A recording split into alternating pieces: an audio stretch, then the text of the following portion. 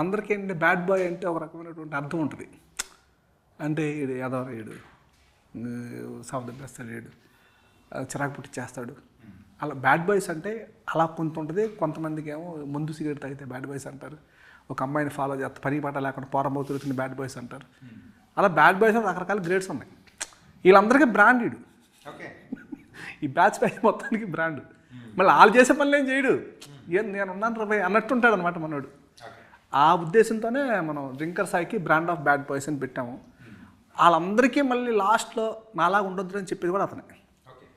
ఇప్పుడు నాలాగా ఉండేది మీరు అందరూ, కానీ ఉండొద్దురా అని కూడా చెప్తారు అతను లాస్ట్లో ఒక చిన్న మెసేజ్ ఎవరేంటంటే అంతే సోషల్ మెసేజ్ లాస్ట్లో కొంచెం. అంటే మనం మెసేజ్ చెప్పే స్థాయి అది మనకు లేకపోయినా ఏంటంటే ఏదన్నా ఒక మంచి విషయం చెప్తాము.